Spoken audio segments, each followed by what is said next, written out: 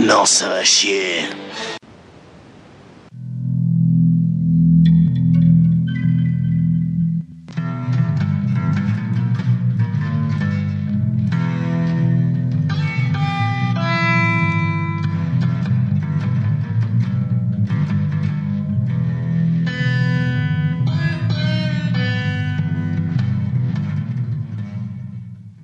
Auditeurs de Lorraine Enragée, ravi de vous retrouver pour notre émission d'actualité Chemin de combat, notre émission d'actualité sur Radio Lorraine Enragée, votre radio préférée.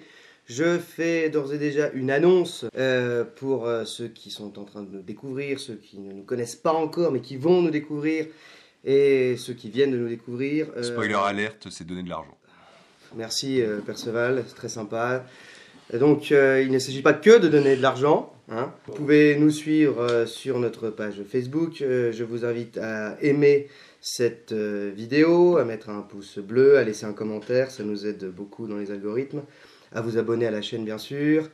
Et oui, comme l'a dit Perceval, qui a un petit côté Salomon, je vous invite également à vous rendre sur notre page Tipeee, car nous ne bénéficions d'aucune aide publique, nous ne sommes pas une radio publique, comme France Culture, France Info, France Inter. D'ailleurs, méfiez-vous, lorsqu'il y a France devant, en général, il n'y a pas beaucoup de France dedans. Donc, je vous invite à nous aimer, à partager et à nous faire découvrir auprès de vos amis et de vos ennemis. Alors, comme d'habitude, nous avons une super équipe ce soir avec l'ami Pierre Louvers. Salut Pierre. Salut tout le monde. Avec notre ami Perceval, le spoiler alert. Bonsoir à tous. L'ami Docteur P. Salut. Docteur toujours en forme. Docteur toujours en forme. À contre-temps.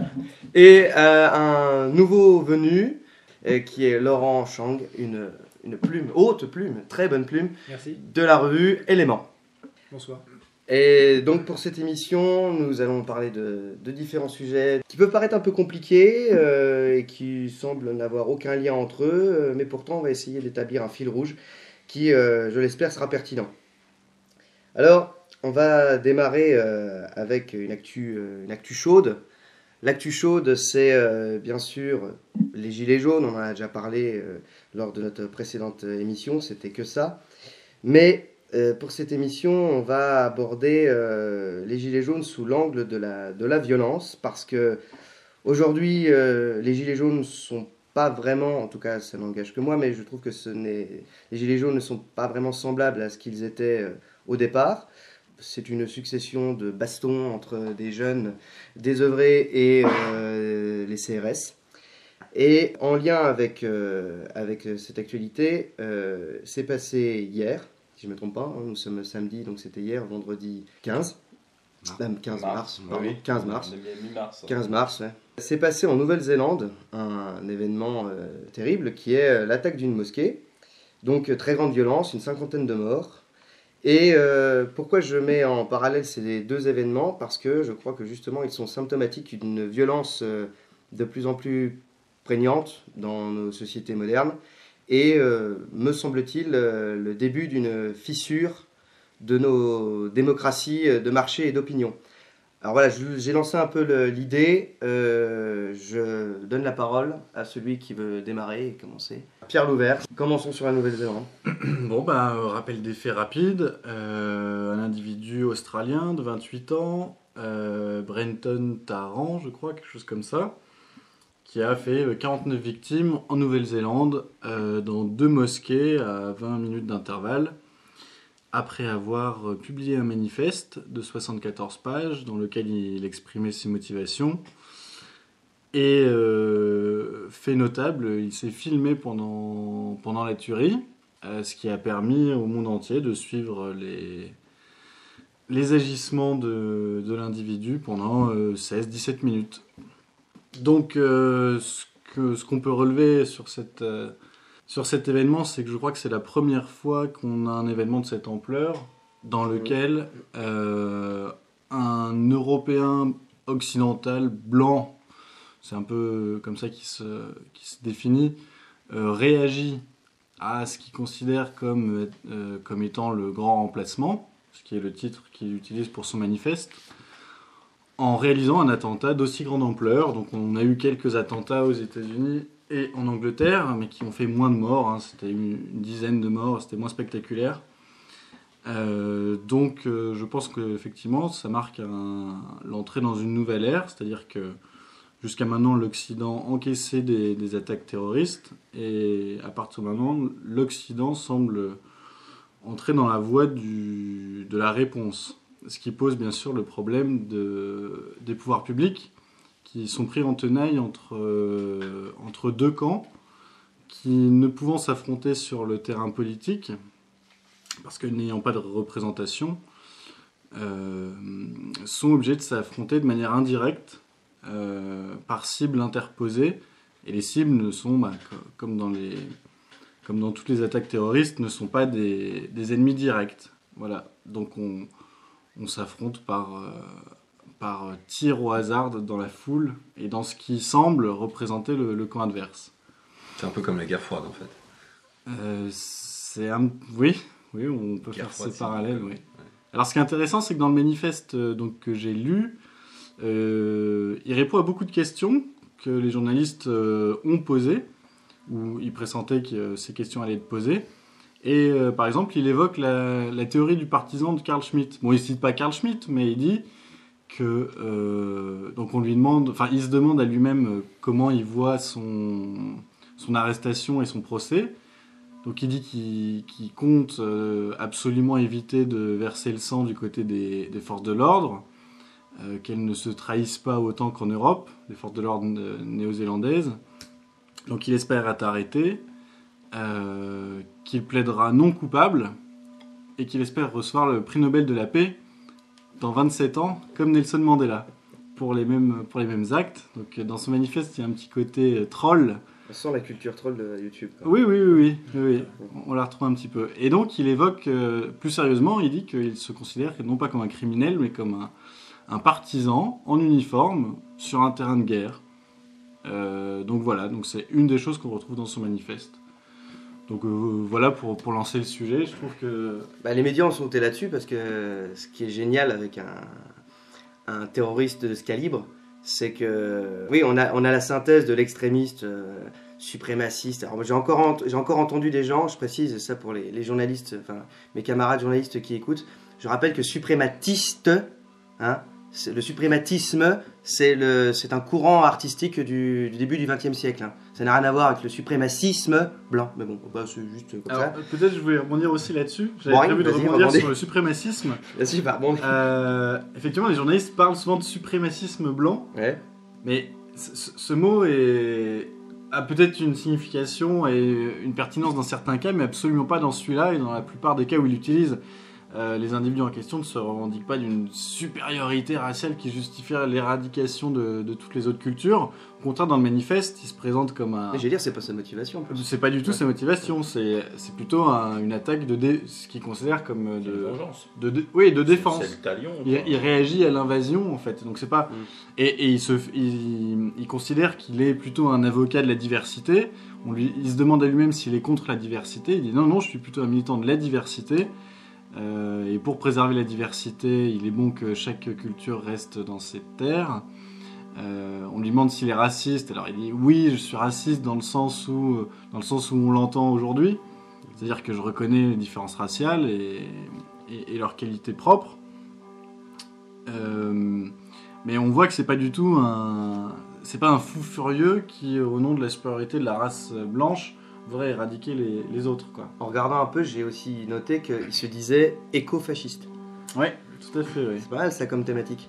Parce que si je comprends bien, jusqu'à présent, moi je pensais que l'écologie était alors après, on va pas rentrer dans l'historiographie de l'écologie, mais moi je pensais, d'après les médias, d'après ce qu'on m'a appris à l'école, etc., que l'écologie était un domaine de gauche.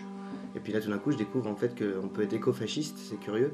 Donc, comme tu l'as un peu dit, il est dans une optique de préservation préservation des écosystèmes. Mais ça de l'ordre naturel, ouais. Et ça passerait également par la population. Parce que c'est un peu ça. Par la population, c'est-à-dire qu'en gros, pour préserver un écosystème, d'un point de vue, on préserve, par exemple, à Bornéo, il y a des orang-outans.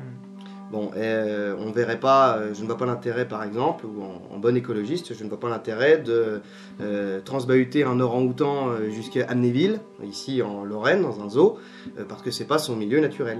Et dans le même temps, et je ne tiens absolument pas à ce qu'elle me faire mal comprendre, mais dans le même temps, si on se dit écologiste, est-ce qu'on ne doit pas aussi considérer qu'on doit préserver l'écosystème naturel de l'être humain et penser que par exemple quelqu'un qui vient d'Auvergne ne doit pas vivre du côté de Pékin. En fait, Laurent. Écofascisme, en fait, c'est tout simplement un folkish, un folciste. C'est-à-dire qu'effectivement, il applique aux ethnies les principes de l'écologie, à savoir, effectivement, pour vivre heureux, restons entre nous, restons chez soi. Et la vraie diversité, il faut la maintenir en maintenant également des types humains. Grosso modo, c'est ça, si je comprends bien. Mais en plus, c'est une vraie dimension écologique, c'est-à-dire qu'il est anticapitaliste. Ouais, bien Et sûr, c'est. Effectivement, donc il est vraiment folkish. Oui, tout à fait. Au sens premier, celui de la révolution conservatrice, tel qu'on le connaît. Après, il y a quand même. Développe un peu folkish, tout le monde ne connaît pas. Oui, pardon, folkish, donc folciste, folkish de l'allemand folk, le peuple, mais peuple entendu, donc effectivement, dans un sens ethnique, qui rejoint la Gemeinschaft, c'est-à-dire la communauté, opposée à la Gesellschaft, la société. Donc on est effectivement dans un modèle humain non libéral, communautaire, et qui passe effectivement par la préservation, le maintien du sang comme étant un élément essentiel, donc, et aussi bien biologique que spirituel, de l'unité entre les hommes. Et ce qui est intéressant dans le cas de notre, j'allais dire notre ami, pas vraiment, mais de ce monsieur, Brenton, voilà, c'est que finalement, il y a quelques années, Breivik a fait 2 fois plus de morts.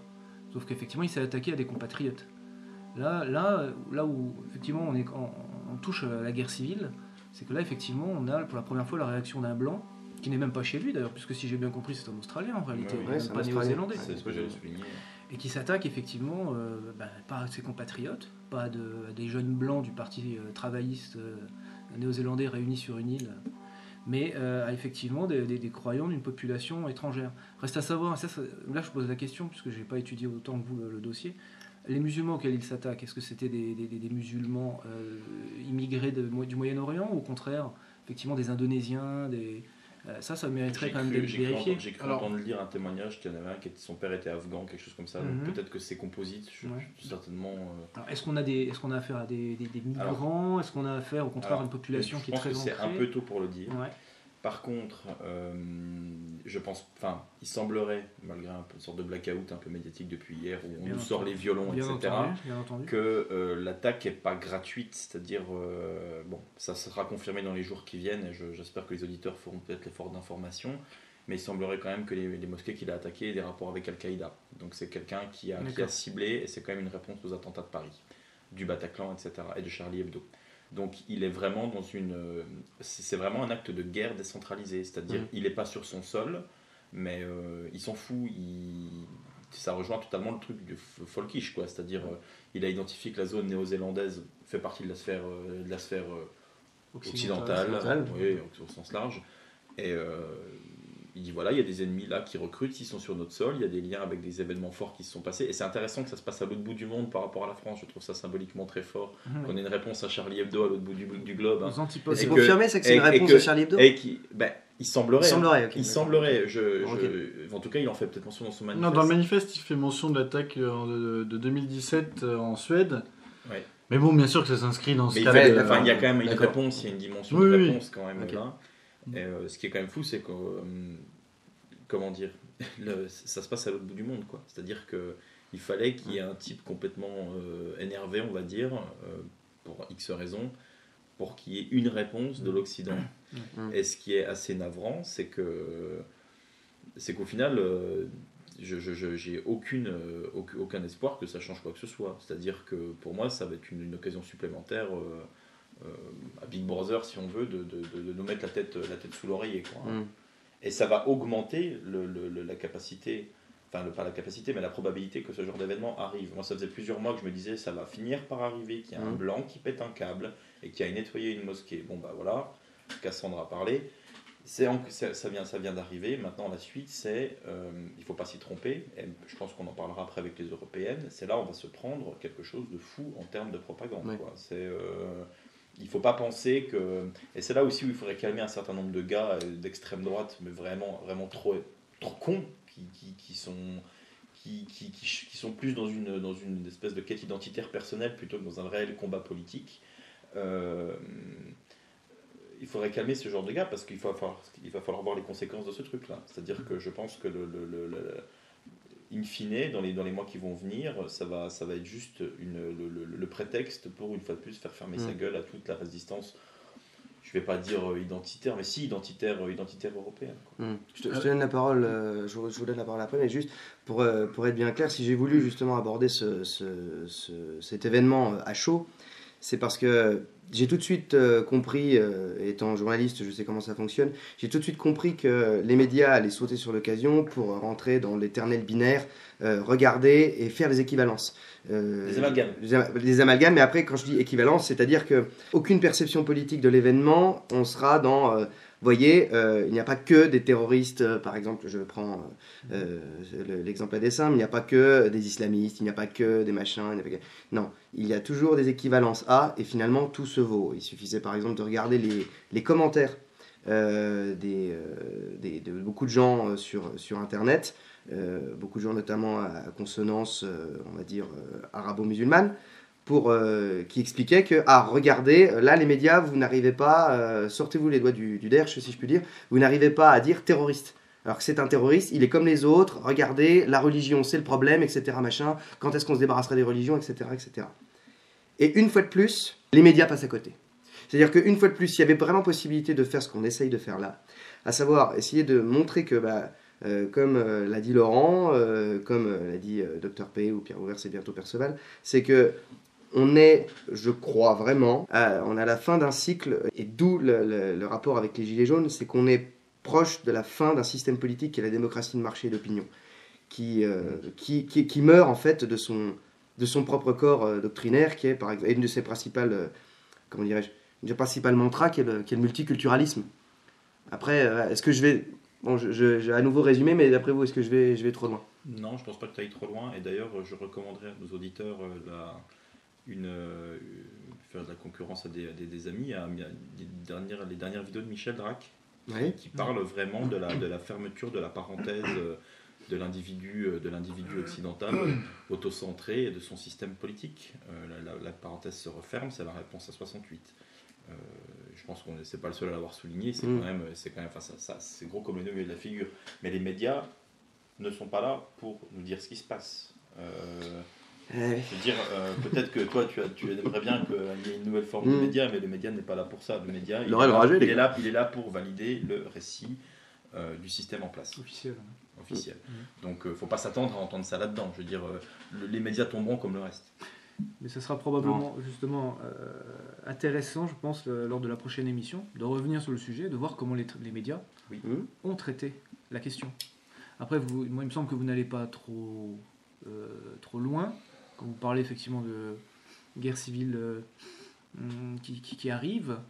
Vous allez trop vite, c'est tout. Parce que déjà, ce monsieur effectivement donne raison à, comme vous le disiez, finalement aux thèses de Huntington, à savoir que d'un bout à l'autre de l'hémisphère nord, d'ailleurs au sud, il y a des blancs qui commencent à s'interroger sérieusement. Maintenant, la suite, et là où on verra si ça devient sérieux, c'est est-ce que nous n'aurons plus simplement un acte solitaire, donc assez inutile finalement, sacrificiel, comme ce Breivik, comme dans un autre registre Dominique Vénère, hélas monsieur, mais est-ce qu'au contraire nous aurons des attaques coordonnées ? Parce que vous avez souligné une chose très intéressante, ce monsieur qui est donc australien, il est allé en Nouvelle-Zélande, on va dire c'est la porte à côté. Alors, c'est vrai que ça, quand on regarde sur la carte, en attendant effectivement il est allé dans un autre pays qui d'ailleurs est dans le fondement est quand même multiculturel, puisque avant les Blancs il y avait une population qui on dira rapidement les Maoris dans le cas de la Nouvelle-Zélande. Il a inversé finalement la méthode effectivement des terroristes islamistes. C'est-à-dire qu'il a agi en commando dans un autre pays que le sien. Il a brouillé les pistes probablement aussi, il s'est fondu dans la masse et puis il a agi. Maintenant il est seul. Finalement, qu'est-ce que font les terroristes islamistes depuis qu'ils opèrent ? Effectivement, ils se déplacent ils s'entraînent dans un coin du monde, et puis après, ils vont mener leur mission ailleurs. C'était pas des Indiens en Inde, il y a quelques années, le fameux à Bombay. Bon, bah là, c'est ce qu'il fait aussi. Maintenant, reste à savoir si le prochain acte, si acte il y a, sera coordonné. On aura une section, enfin, quelques individus qui vont coordonner leurs actes pour agir. Là, si effectivement ça arrive, là, je pense qu'on aura franchi un palier supplémentaire. Là, on aura vraiment franchi un cap. Peut-être un détail avec la comparaison entre le terrorisme là et le terrorisme islamique, c'est que dans le cas de Breivik, bon, pas dans le cas de Venner, mais dans le cas de ces Australiens, ils sont vivants. Et c'est une différence notable, c'est-à-dire que ils peuvent encore parler, quoi. Il y a une dimension de témoignage dans ce qu'ils font qu'il n'y a pas dans les actes de terroristes islamiques. C'est vrai. Qui sont juste là pour faire vraiment la terreur et imprimer les esprits. Je pense que ces gars-là font tout pour rester en vie derrière, pour continuer à parler. Ils n'ont pas le côté kamikaze, c'est ça. C'est une dissymétrie qu'il faudrait peut-être trouver expliquer. Mais elle peut être aussi... elle peut relativiser aussi la valeur de leur geste, du coup, parce que on a peut-être effectivement affaire à de purs mégalomanes, mythomanes, qui ne rêvent que d'avoir une... vous disiez en introduction, génération YouTube, enfin génération réseaux sociaux. Allez savoir dans le cas de ce garçon. Parce qu'effectivement, nos islamistes qui se font sauter, qui se font tuer, ils ont la promesse de leur paradis. Ce que ce monsieur ne semble pas chercher, en effet. Pas dans l'immédiat, du moins. Ça peut être un fil rouge. Je dis ça, c'est que à part ce biais-là, on peut aborder toute la thématique des structurations en fait, spirituelles des deux aires civilisationnelles. Non, pas trop non plus, mais parce que je pense que j'y reviendrai dans ce que j'ai à dire tout à l'heure. Mais pour le coup, autant placer tout de suite un jalon ici. Et ça va aussi avec le sens de ce que tu disais sur la démocratie de marché libérale. On a quand même affaire à un individu roi qui agit. Vous voyez ? Et donc, le sacrifice n'est pas le même, la dimension de sacrifice. Et puis la mise en scène. C'est-à-dire que pour avoir vu une partie de la vidéo filmée, j'ai balayé pour réaliser ce que c'était. J'ai l'impression de voir un mec qui se tapait une partie de Counter-Strike sur Internet, quoi. Franchement, c'est... Ah oui, en termes de vidéo, on voyait le flingue. C'était du FPS. Tu le vois rentrer dans les mosquées, tu le vois rafaler, enfin tu le vois faire tous ses actes en fait. Tu vois pas son visage, mais c'est son visage. Ce que n'ont pas fait les gars du Bataclan. Ce qui est une autre manière de terroriser. Mais moi je vois vraiment il y a la spécificité européenne. On dit souvent que l'Occident, sa spécificité, c'est la civilisation de la personne. Et je pense qu'effectivement, il y a beaucoup de chances que ce soit surtout nous des vrais loups solitaires. Déjà parce que c'est typiquement européen. Comme on est moins dans la tribu, enfin, on n'est plus dans la tribu. On est vraiment des individualistes déjà à l'origine, et notre civilisation est devenue extrêmement individualiste. Et en plus, le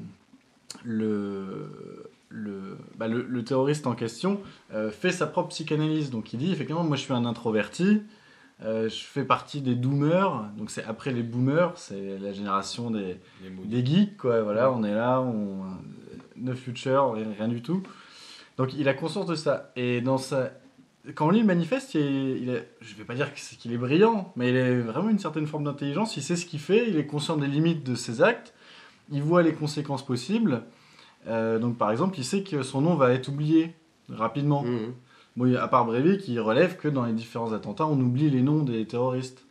Mais c'est l'acte qui va rester. Donc ça, il en est conscient. C'est pas un redneck avec son pick-up. Non, pas exactement. Il qu'Overton écrive un livre sur lui. Oui, non mais voilà, mais tout ça pour dire qu'il sait se mettre en perspective aussi. Mais ça rajoute à son... Comparer ça à Lubitz, justement, tu parles de... Ah oui. Comparer ça à Lubitz qui avait envoyé l'avion dans le mur. Enfin, moi je trouve qu'il y a des similarités là-dedans, dans les profils psychiques. Lubitz, c'était le suicide... Qui a embarqué tout un équipage et des gens qui travaillaient avec son avion, des passagers, qui s'est mis dans un... Mais bon, Lubitz, c'était vraiment un acte de destruction, de nihilisme, quoi. Là, c'est... J'attends de voir que c'est... Je me demande si c'est pas la même chose, finalement. Là, on peut se poser la question. Dans une certaine perspective, on s'exprime très vite. On va voir dans les jours qui viennent. On va voir l'analyse qui en sera tirée. Un mot de Perceval après, et puis on passera vite fait après sur les Gilets jaunes, juste pour faire le lien. Je crois que si le camarade Sylvain Durin était là, il parlait de rivalité mimétique. Alors certes, il y a effectivement des dissymétries, mais voilà, c'est le cycle de la violence qui s'enclenche, et donc voilà, on fait l'inverse mais de la même manière finalement que les terroristes contre lesquels on veut lutter. Donc forcément avec le meurtre d'innocents, alors quel que soit d'ailleurs leur lien avec Al-Qaïda ou le lien qu'ils ont avec l'islamisme plus ou moins radical, si tant est que l'expression soit valable. Face à ça, effectivement, et comme tu dis Laurent, soit il y aura guerre civile immédiate, je pense pas, peut-être qu'il y aura des représailles, sans doute, à un autre endroit de la planète, on ne sait pas vraiment, mais je pense qu'effectivement la tendance sera plutôt à société de surveillance, qui va de plus en plus augmenter. Voilà, je pense que les tenants du multiculturalisme vont vouloir nous forcer à nous aimer les uns les autres. En fait, c'est comme Jésus dans Les Inconnus, quoi.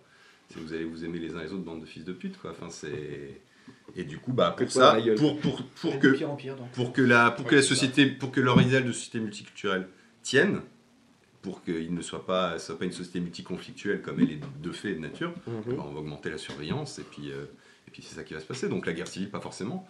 Moi, j'ai toujours pensé, même depuis que j'ai quitté mes années soraliennes, que finalement, si complot il y avait derrière les attentats, ou derrière certains attentats, c'est pas pour la guerre civile, c'est au contraire pour augmenter la société de surveillance, en fait.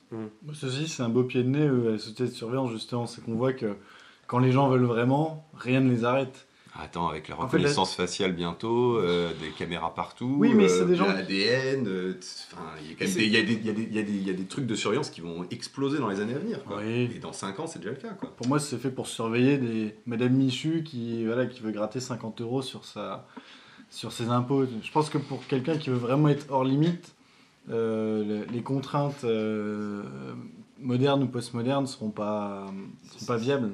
Pour le loup solitaire, d'accord, mais pour l'action coordonnée, je suis désolé, c'est comme c'est quoi le plus important? Que la population croit qu'il y a une capacité réelle de surveillance ou qu'on soit réellement capable de surveiller?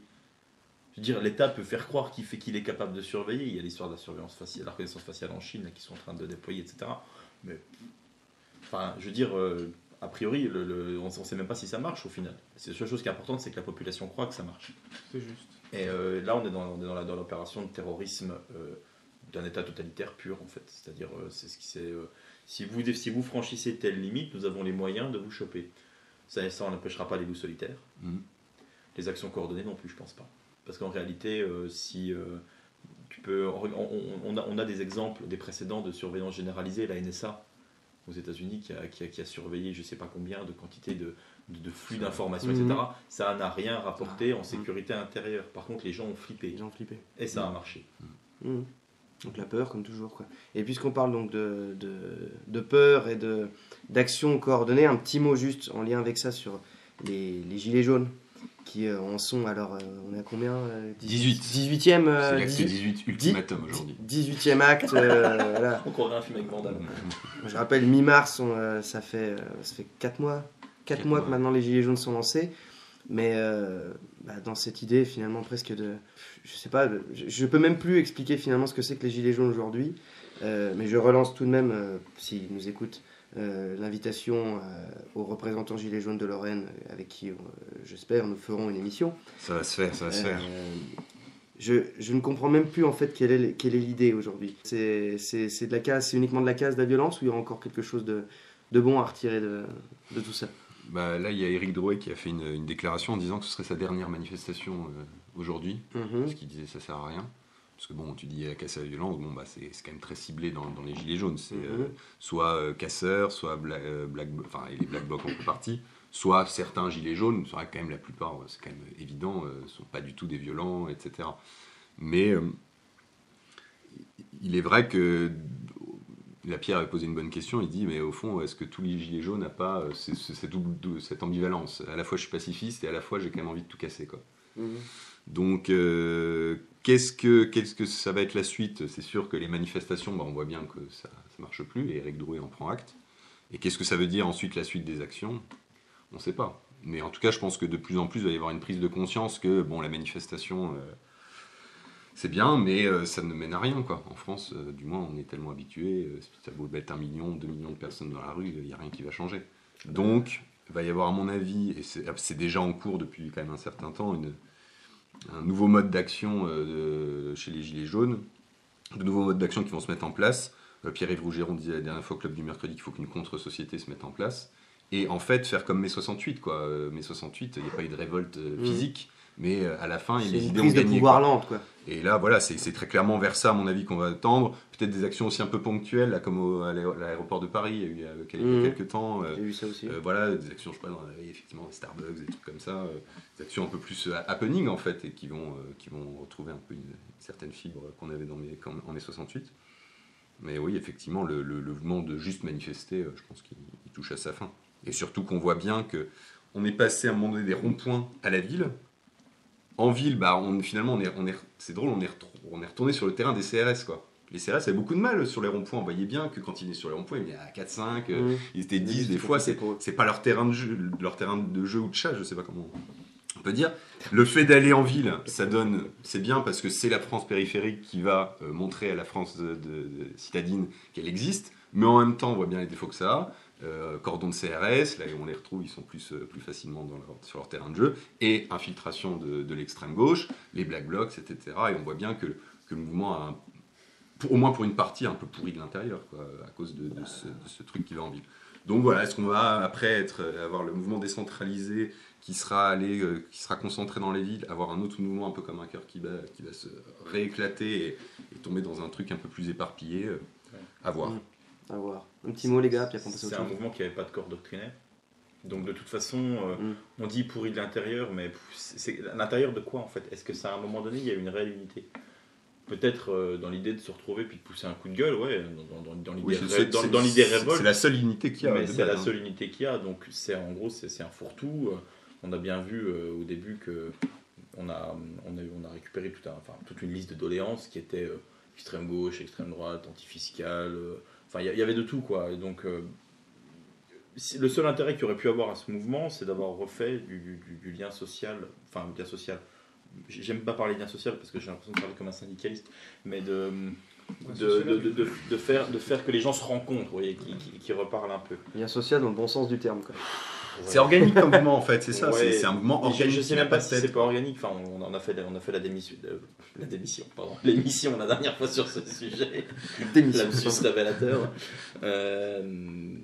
Moi je crois que c'est un mouvement qui va se faire bouffer après les élections européennes. Ce sera fini, enfin c'est déjà fini par mon avis, et je pense que en fait c'était un petit peu le folklore, quoi. Peut-être que dans les premières impulsions insurrectionnelles, etc. Il y avait vraiment quelque chose qui était. Il y avait au moins l'expression d'une envie de vivre, je pense, ou de ne pas crever, du moins. On l'avait déjà dit la dernière fois. Alors que là, c'est juste le énième cirque.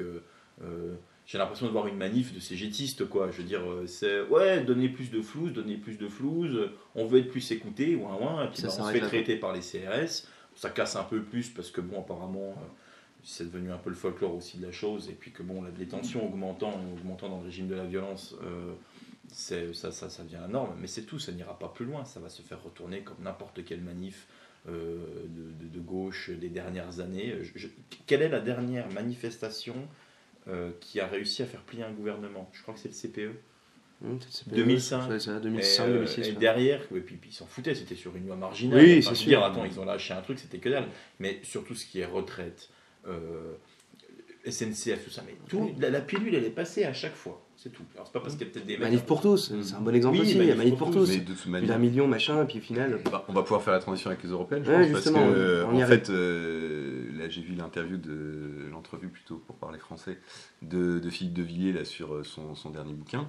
Et il dit, moi, mon bouquin, c'est pour que il dit pas que la fracture augmente, mais que le peuple se détache du projet européiste, multiculturaliste, etc. Et en fait, c'est ça, les Gilets jaunes. C'est ce qui va en résulter concrètement, c'est une fracture qui ne va pas s'exprimer tout le temps par des manifs ou des trucs visibles, mais de fait, on va avoir de plus en plus de sociétés qui vont émerger l'une face à l'autre, quoi. Et Laurent, et puis après, on passe aux européennes, comme ça tu pourras embrayer, Pierre.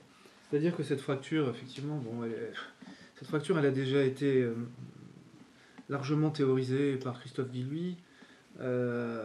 Dans ce sens, on pourrait presque faire le lien avec le sujet précédent. Est-ce que c'est pas tout simplement le dernier sursaut de ces petits blancs de province, de France périphérique? Je suis assez pessimiste aussi. C'est tragique, ça aussi, c'est pour ça. C'est possible. Sur pas l'évolution, mais c'est ce qui peut en ressortir. Depuis l'automne 2018, on nous présente souvent justement le mouvement des Gilets jaunes comme étant le mouvement qui clôt l'époque née en mai 68. Ça tombait bien quoi, en termes de date, bien évidemment. D'accord ? Mais de la même manière que mai 68 a été finalement une mascarade parce que ça n'a pas débouché en révolution, parce qu'il n'y a pas eu de sang, pas eu vraiment de sang versé. Il y a eu un étudiant mort, et je crois que c'est parce qu'il était renversé par une voiture. Du côté des flics, les accidents. Du côté des flics, ça a plus morflé déjà, mais ils sont là pour ça, on va pas les pleurer, les Robocop. Là. Mais la différence, c'est que mai 68 a gagné parce que c'était des étudiants qui ensuite ont pris le pouvoir. Ces gens-là aujourd'hui, ils vont pas prendre le pouvoir, ils vont retourner à leur merde, ils vont retourner à leur misère, ils vont retourner à leurs petites économies. Et en attendant, effectivement, ça fait 6 mois que le gouvernement laisse pourrir le truc en se disant ça va finir par payer pour nous, parce que la masse des gens qui comptent vraiment dans ce pays, c'est-à-dire ceux qui sont à la retraite ou ceux qui y arrivent, eux, ça commence de plus en plus à leur faire peur, ou les petits commerçants. Et ces gens-là, qui sont venus du cadavre de l'UMP vers chez nous, dans les européennes, ils seront bien contents parce que c'est finalement l'ordre établi, ou même le désordre établi qui c'est parti de l'ordre qui gagne à chaque fois. Quoi. Voilà. Et résultat, qui peut me dire aujourd'hui ce qu'effectivement le gouvernement a lâché parmi les revendications? 100 balles et 1 mars. Voilà, c'est comme le RIC, c'est comme le débat, le grand débat national. Rien. Que du vent. Il n'y a que Macron qui réussit à se faire sa pub finalement avec ça, parce qu'il fait croire aux gens qu'il est là, on l'écoute. Penses-tu? Néanmoins, il va y avoir quand même il y a d'autres choses qui se développent, c'est-à-dire qu'il y a les médias alternatifs qui se développent. Le monde n'est pas une AMAP, cher ami. Donc une AMAP, pareil. On ne peut pas régler. Je dis pas que tu ne veux pas régler tous les problèmes, mais je veux dire les cercles de pouvoir, parce que tu disais les étudiants en mai 68 ont pris le pouvoir, etc. Oui. Ils ont pris le pouvoir dans la structure hiérarchique de la 5ème République. Aujourd'hui, on n'est plus les pouvoirs sont éclatés. Oui. Donc il va y avoir des micro-sociétés qui vont s'agglutiner. Je suis désolé, les médias alternatifs forcément sortent gagnants. Tous les médias dissidents, du machin sortent gagnants de ça. Les gens, de moins en moins, vont regarder... Alors c'est le drame du monde postmoderne, tout va être éclaté, on va tous regarder des trucs différents. Mais de fait, les gens vont de moins en moins regarder les médias, parce que, je suis désolé, les gens qui ont manifesté, c'est Monsieur Tout-le-Monde. Oui. Et Monsieur Tout-le-Monde s'est radicalisé, en fait, en devenant gilet jaune, et on a parlé autour de sa famille, etc. Donc, il va y avoir un éclatement, et il va y avoir d'autres lieux de pouvoir qui vont être investis. Alors, c'est pas le lieu de pouvoir pyramidal, mais on n'est plus dans des lieux de pouvoir pyramidal aujourd'hui. Je pense aux mairies. Je pense que les mairies... mairies, les associations... c'est ça qui est amusant, c'est que, paradoxalement, c'est ce qu'avait dit le Premier ministre. Il avait parlé des maires, il avait parlé des mairies. Il dit, mais allez voir vos maires, allez voir vos mairies, et machin. Et il l'a dit. C'est ça qui est assez paradoxal, quand même, avec certaines réactions du gouvernement pendant la révolte, on va dire. C'est que j'ai l'impression qu'il l'avait anticipé. Il y a une forme... Pas dans l'intendance, on va dire. Ils ont eu chaud aux fesses. Parce qu'effectivement, il y a eu des explosions de violence qui ont été plus fortes que je pense prévues. Mais dans la matrice du mouvement, ce qu'il exprime est largement anticipé, je pense. Est largement anticipé par le pouvoir. Ouais, dernière intervention, il faut qu'on passe à autre chose. Parce que le gouvernement a agi comme un gouvernement se doit de faire dans ces cas-là, savoir qu'effectivement, ou un État si vous voulez, c'est pas la première fois que ça arrive. Quand il y a comme ça une fronde populaire qui monte, ou un sentiment quelque chose monte, et bien effectivement le pouvoir central invite les populations à se tourner vers les départements, vers les mairies, vers les différentes communautés communes existantes ou territoriales, la région, dans le même temps où ces structures administratives et électorales sont de plus en plus vidées de leur substance et ne sont là finalement que pour payer ce que l'État ne veut plus payer, l'État régalien. Maintenant, rappelez-vous quand même, là je vais faire mon pauvre Hobbes de base, mais rappelez-vous quand même que la légitimité de l'État, c'est la violence, elle passe par l'impôt. C'est l'armée, c'est la police. La violence interne, la violence externe, c'est ce qui fonde la légitimité d'un État.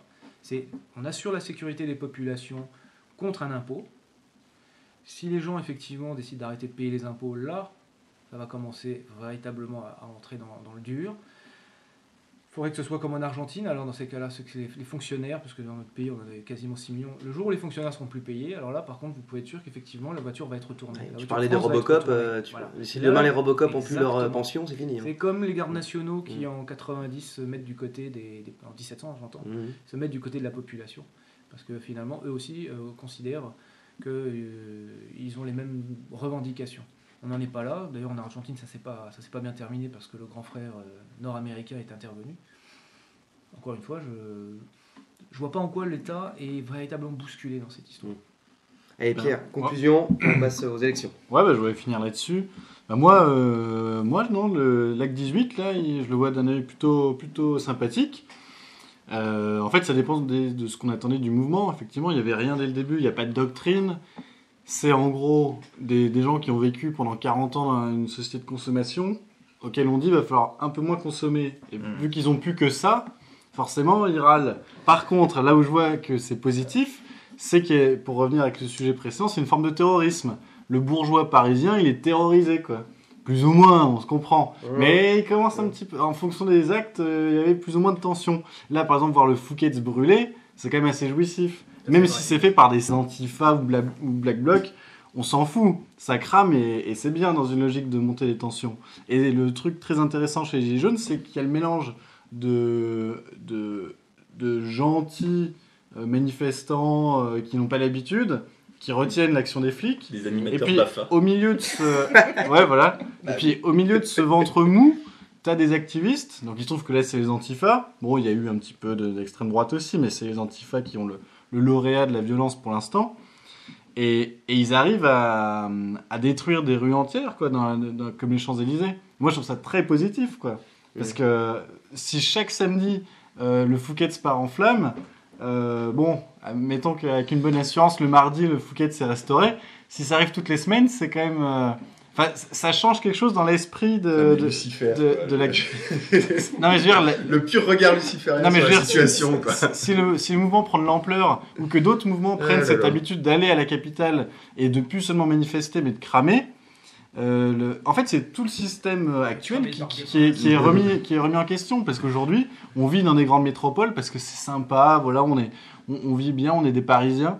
Si Paris devient une ville dangereuse, où le métro est bloqué tout le week-end, qu'il n'y a plus qu'une ligne qui fonctionne, et ben déjà, vivre en ville, ça va devenir... Vivre à Paris, je veux dire, ça va devenir moins agréable au fur et à mesure. Bien sûr, faudrait que c'est déjà pas très agréable. C'est déjà pas super, hein. Non, mais ils aiment ce que nous, on trouve désagréable. Mais je trouve que ramener la merde dans la capitale, c'est bien. Tu es trop évolué dans la vie. Ouais, c'est ça. Peut-être, mais en tout cas, c'est le seul aspect positif que je vois. Et donc voilà, moi, cet acte 18, je pensais pas que ça reprendrait. Et on va voir, je pense que l'acte 19 sera mou, l'acte 20, symboliquement, il sera... Ça, c'est la génération nourrie au Fight Club, Laurent, tu vois. Non, mais c'est la crise du sens. Péter, C'est la crise du sens. Et ça, c'est nihiliste, en fait. Un petit peu d'ordre, messieurs, parce que là, on a déjà franchement dépassé. Je pensais qu'on resterait 20 minutes. Ça fait plus de 40 minutes qu'on est dessus. Juste un petit... Moi, Fight Club, on donne des petites références cinématographiques. Si vous voulez un aperçu de Paris dans quelques années, moi, je vous conseille un film génial de Walter Hill qui s'appelle The Warriors, où c'est une armada de gangs qui se tapent dessus. Et c'est tourné dans le New York de 1979. Et je peux vous assurer qu'à l'époque, New York, dans le métro et compagnie, c'était pas Jojo. Et je pense qu'on se dirige vers ça, voilà, à bon entendeur. Bien, on va passer aux élections européennes. Et finalement, le lien est trouvé, parce que moi, je pense que tout ce qu'il y avait d'intéressant chez les Gilets jaunes va progressivement se diluer dans les élections européennes. Donc Pierre Louverse à nouveau, tu as préparé le sujet. Raconte-nous un petit peu qu'est-ce qui va se passer pour les prochaines élections européennes qui auront lieu en avril prochain. Oui, j'ai préparé, c'est-à-dire que c'est surtout de l'interprétation. Les infos, pour l'instant, on regarde, tout le monde voit un petit peu la même chose, c'est-à-dire que depuis celle de 2014, qu'est-ce qui a changé? C'est que les partis populistes sont montés partout en Europe, alors qu'ils ont stagné en France. Nous, on était un petit peu le pays leader à l'époque. Donc là, en fait, nous, on a stagné et c'est monté partout. Il y a même des États qui ont basculé, qui ont des gouvernements populistes actuellement, comme l'Italie.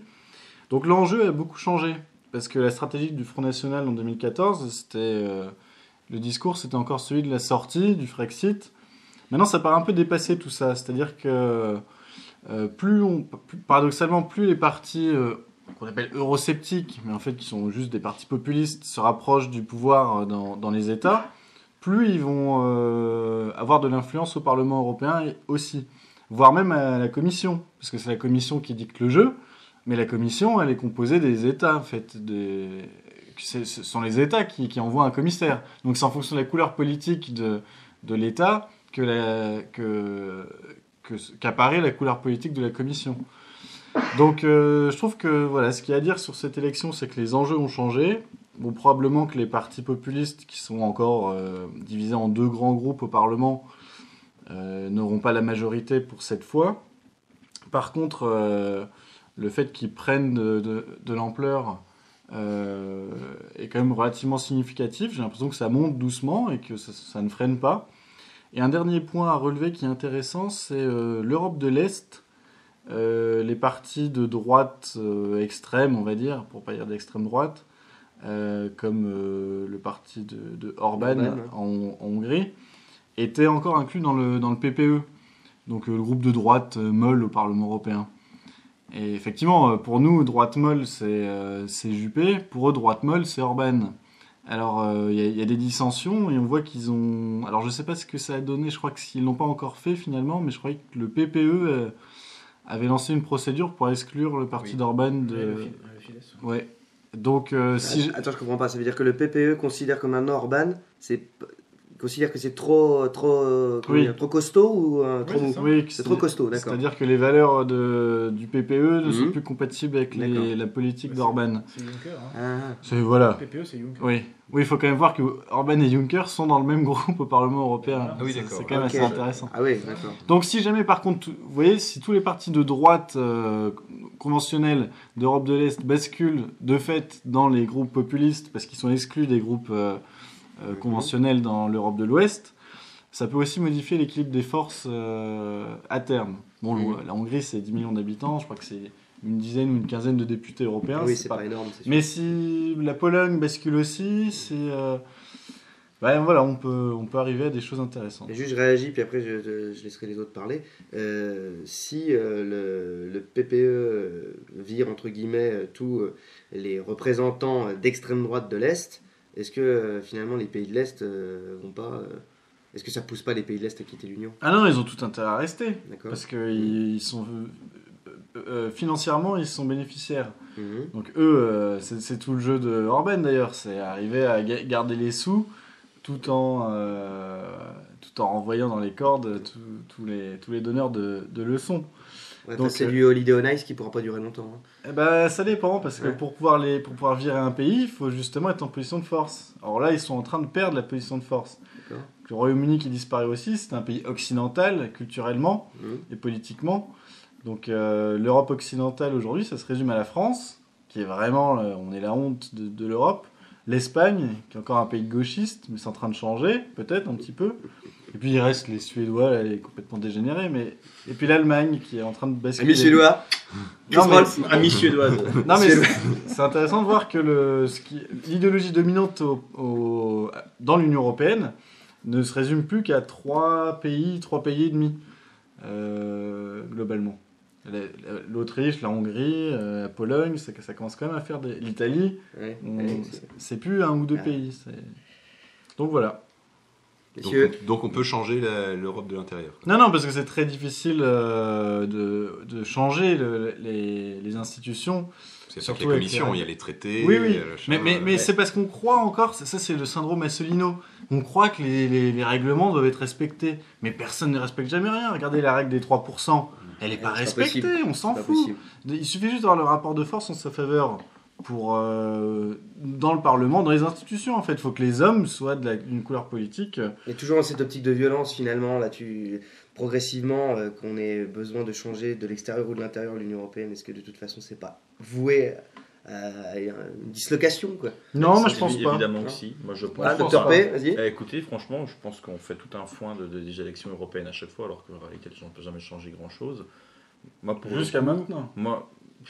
Oui, mais on va dire ça à chaque fois. Là, il y a... Attends, moi ce que je veux dire, c'est que l'Union européenne, son plus gros risque de dislocation aujourd'hui, c'est l'euro. C'est tout. Je veux dire, les déterminismes qui font que l'Europe tient encore debout, etc., ne sont pas liés à l'élection européenne. Ils sont liés à la monnaie et ils sont liés aux intérêts, en gros, géopolitiques internationaux. C'est-à-dire que l'Europe tiendra tant que les États-Unis auront intérêt que l'Union européenne tienne. Et je le pense très honnêtement. Quels États-Unis, ceux de Donald Trump, qui n'ont rien à foutre de l'Union européenne. Je dis, c'est bien. Je ne dis pas que ça ne va pas changer. Je dis que c'est pas l'élection qui va changer quelque chose. Et je pense que ce qui fait qu'on a encore des institutions européennes, une Union européenne, c'est des déterminismes qui sont bien plus forts du point de vue de la monnaie, du point de vue des relations géopolitiques. C'est pour ça que d'ailleurs, même si on se retrouve à 3 ou 4 pays, comme tu dis, dégénérés, complètement comment dire, cosmopolites jusqu'au trognon, et l'Europe continuera à tenir tant que l'euro tient et tant que les Américains sont contents que l'Europe tienne. C'est pas dit que ça dure, hein. Attention, hein. Mais voilà, il faut pas non plus penser que l'élection puisse faire basculer l'Union européenne. Moi, j'y crois pas du tout. Ah non, c'est pas ce que j'ai dit. Hein. Mais c'est pour remettre les élections à leur place. Parce que, de toute façon, Pierre sera d'accord avec moi. Il y a peut-être l'Amérique de Trump et puis il y a l'Amérique des GAFA, quoi. C'est pas vraiment. Oui, c'est pas vraiment la même, quoi. On est d'accord. Donc, et puis il y en a une, elle va rester beaucoup plus longtemps que l'autre. Moi, je crois que l'Amérique des GAFA, malgré tout, même si Trump fait rigoler, l'Amérique des GAFA, elle sera encore là quand Trump sera parti. Oui, évidemment. Laurent, juste pour dire 2 choses. La première, c'est que l'Union européenne n'a aucun intérêt à voir un autre pays de l'Union se détacher. Ils veulent mettre à l'amende effectivement Orban, mais de là effectivement à ce que la Hongrie se retire, ce que effectivement Orban ne veut pas, ou que l'Europe rejette, c'est totalement illusoire. Parce que c'est le pire des signes que l'Europe puisse envoyer au monde et tout simplement à ses citoyens, ou ses pseudo-citoyens européens, c'est en donnant la possibilité à d'autres pays de se retirer. Et la deuxième chose, c'est que si on s'intéresse un tout petit peu effectivement aux institutions européennes et surtout à ce à quoi elles servent, on s'aperçoit que le Parlement européen, c'est une caisse d'enregistrement. C'est que dalle. C'est vrai. Ce micro enregistre nos discussions et est certainement plus utile que tous les parlementaires européens réunis à Bruxelles. Vous entendez, auditeurs ? Strasbourg, excusez-moi. Radio Lorraine Enragée est plus utile que l'Union, vous entendez, notez. À Strasbourg. Regardez qui prend les décisions, effectivement, c'est la Commission. Les parlementaires européens votent, mais c'est pas eux qui proposent des lois. Tout est dit. Oui. Il s'agit véritablement d'un pseudo-parlement, un parlement croupion, qui est là pour nous faire croire que l'Union européenne est une démocratie, alors que pendant ce temps-là, tout se décide où ? À Bruxelles. Ce sont donc des élections bidons. On est d'accord, mais si on admet la perspective de Pierre qu'il y a de plus en plus de gouvernements dits populistes qui arrivent au pouvoir et qui envoient des gens à la Commission européenne, du coup là c'est possible que ça change. Et c'est pas exclu. Simplement, n'oubliez pas aussi le rôle que joue la démographie dans l'attribution du nombre de commissaires. Ah oui, c'est c'est un commissaire par pays. Tu es sûr de ça ? Ah bah oui, nous c'est Moscovici. Puis il est seul ? Ah bah je crois bien. D'accord, alors je n'ai rien dit. Ou alors il faut que je révise mon droit de l'Union européenne, mais... Tu révises ton Union européenne. Un appel au public peut-être. Ouais, quoi qu'il en soit, je doute que la Belgique ou le Portugal puissent avoir le même rôle que la France, pour ne pas parler de l'Allemagne, dans les institutions. Moi, je pense qu'ils peuvent se faire prendre à leur propre jeu. Ils ont établi des règles en étant sûrs qu'on était entré dans le monde de la fin de l'histoire, du consensus. Et déjà, le fait qu'il y ait des gouvernements populistes qui prennent le pouvoir, c'était pas prévu il y a encore 15 ans, quoi. Ouais. Donc ça commence à l'est. C'est possible, effectivement. De toute façon, l'histoire est un éternel recommencement où tout peut arriver. Mais comme nous disait notre ami, c'est plus de l'extérieur qu'il y a des chances que l'Europe soit bousculée. Ou alors effectivement ce sera l'euro qui signera, comme Michel Drac ne cesse de nous le répéter d'ailleurs, qui signera l'arrêt de mort de l'Union Européenne. Comment il s'appelle, Jovanovic aussi qui sur le sujet. Où effectivement l'Europe se fracturera parce que les intérêts des États ne coïncideront plus, ce qui est déjà plus le cas, mais parce que des puissances extérieures viendront leur proposer quelque chose de mieux. Oui. Et pas les États-Unis. Oui. Mais ça, j'en parlerai plus tard justement dans mon intervention.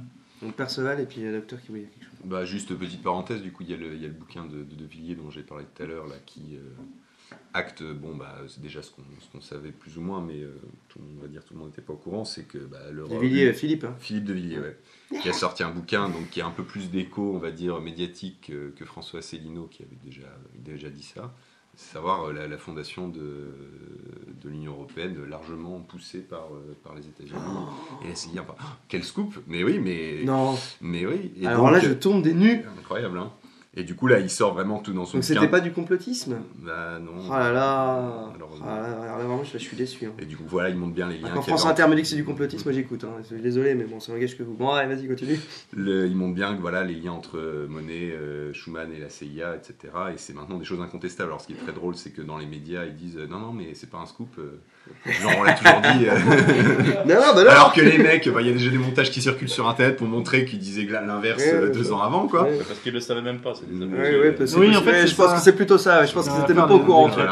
Je t'assurais que tu remets ça en cause dans un cours dans une école de journalisme, dans un cours bidon, etc. Machin, très vite. Enfin bon, voilà. Je sais pas parler de mon expérience personnelle, mais c'est pas aberrant non plus. C'est comme ça qu'ils le présentent. Il n'y a pas de mauvaise intention. Bah voilà, ils disent en gros, voilà, c'est logique parce qu'ils voulaient lutter contre la guerre froide, mais bon, de fait, il y a quand même, voilà, ça qui est derrière, et pour beaucoup de gens, c'est quand même, ça va être nouveau. Donc il y a quand même, ça rajoute à mon avis à la fracture qui a lieu en ce moment. De Villiers, moi franchement, Philippe, il nous fait son sketch tous les 3 ans, il vient nous prendre un bouquin. Maintenant c'est tous les ans. Tous les ans, pour nous dire une évidence qu'on savait 5 ans avant. Mais tu pars toujours de ton point de vue. Ensuite, il trahit dès que les gens commencent à croire qu'il peut se passer quelque chose. Pareil, tu nous écoutes. Il va voir Macron, il fait visiter son parc d'attractions. Dans De Villiers, j'en peux plus. Pierre Louver retire ce qu'il a dit en échange de 2 billets pour le Puy du Fou. Non, moi j'ai envie de dire par rapport à Philippe de Villiers. D'ailleurs, les deux. Mais on s'en fout de De Villiers, c'est pas le sujet. Si, au passage, on peut le crépir, je dirais vivement les pads. Allez, faites-vous plaisir. Vivement les pads. Parce que ça commence Moi j'aime beaucoup les Moi je l'aime bien. J'aime beaucoup SAS quand même, malgré tout. Non mais je l'aime bien, Philippe de Villiers. Vraiment, Philippe, si par hasard tu nous écoutes... Il y a un côté médiatique, je trouve, qui permet de plus porter ce genre de vérité. Nous, on est au courant depuis des années, mais tout le monde non, quoi. La famille de mais bon, Villiers, moi je suis un optimiste, il y a l'espérance, et du coup... La famille de Villiers est tenue, elle est tenue, donc que ce soit le chef d'état-major qu'on nous vend, mais grotesque, que ce soit le Philippe de Villiers... Non, c'est vraiment... Je pense que le plus mauvais parti sur lequel miser, c'est... Mais on mise pas sur le parti, on mise pas ce qu'il dit là. On dit rien d'autre. S'il sort ça maintenant... Pourtant, je suis le dernier des complotistes. Ouais, vraiment, mais vraiment, s'il sort ça maintenant, c'est que ça n'a aucun intérêt. C'est en fait vraiment de la diversion. On s'en fout en fait. On se fout de savoir si l'Union Européenne a des origines américaines ou pas. Oui. Actuellement, il faut que peu importe les résultats ou les effets concrets, il faut qu'on remplisse le Parlement de populistes, c'est tout. Il n'y a pas besoin de discuter pendant 3 plombes pour dire « Ah non, l'Union Européenne, faut pas aller voter, machin ».